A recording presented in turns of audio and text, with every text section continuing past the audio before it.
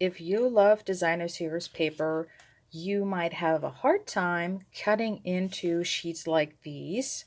I mean, first thought is they're perfect for scrapbooking pages, but you can also make some super quick and easy, sweet and simple cards with these designs.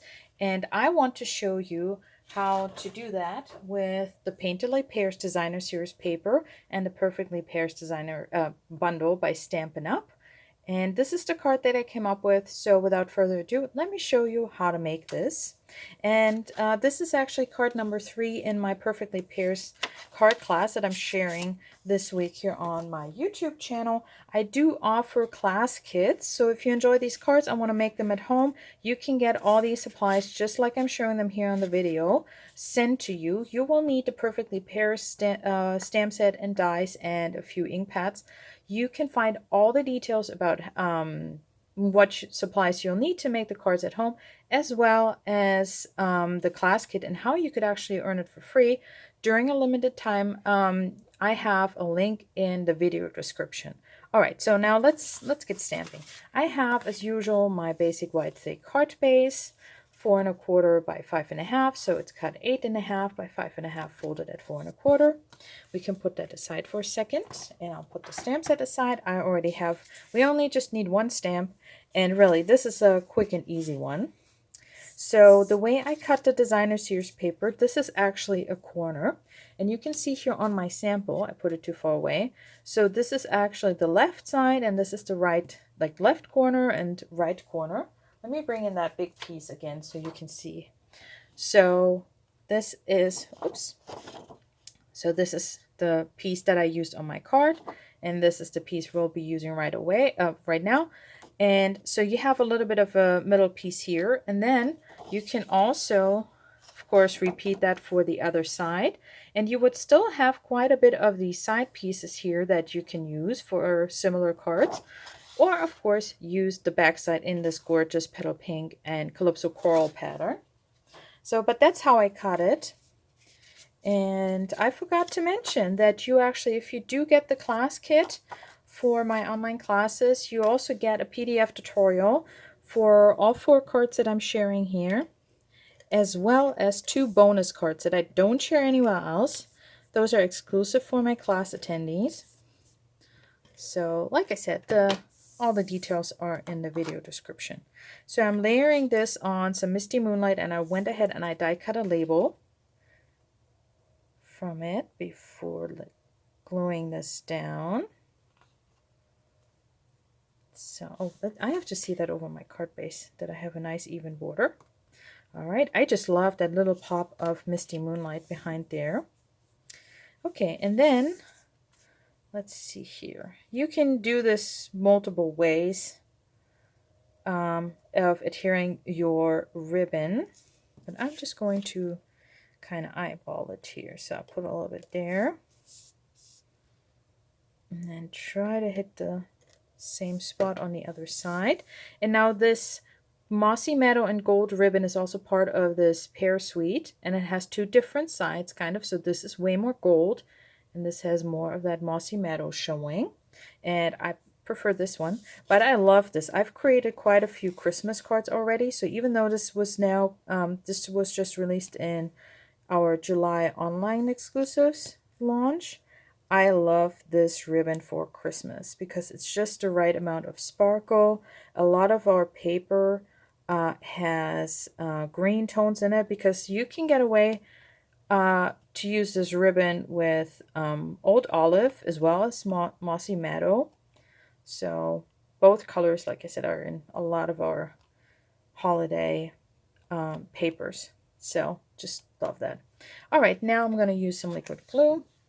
Of course, I could just use my Stampin' Seal as well, but I'll just keep it.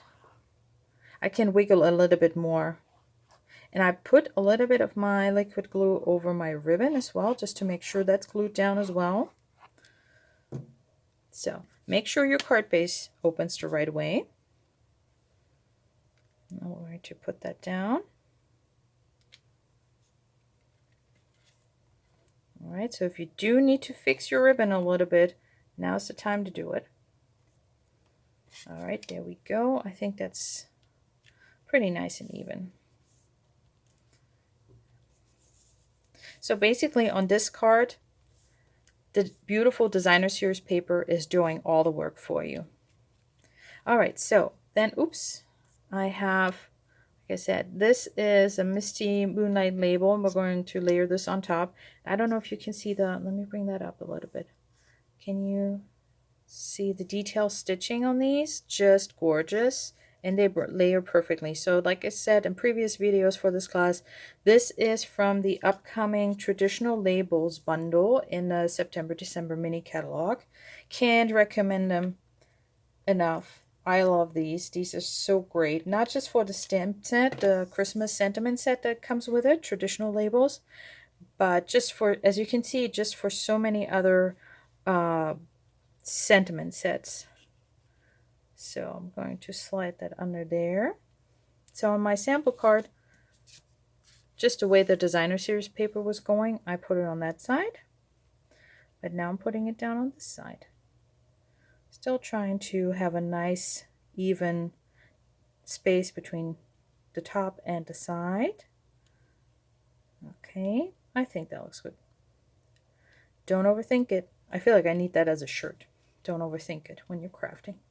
Okay, so and then the last part, let's do some stamping eventually. So I'm bringing in Misty Moonlight, but of course you could use Secret Sea, Old Olive, Mossy Meadow, lots of color options here. But since I die cut my label from Misty Moonlight, I decided I'll go with Misty Moonlight also for my sentiment.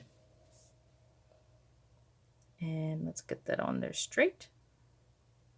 So just says congratulations. So you can use that for so many different occasions. I'm going to close this up before I make a mess. Just know myself.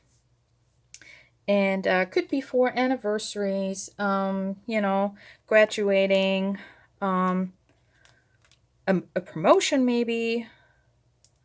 Lots of occasions, I think, where you could just send a nice summary congratulations card. So I'm using the four on each side of our mini Stampin' Dimensionals, so I don't put anything on the ribbon here.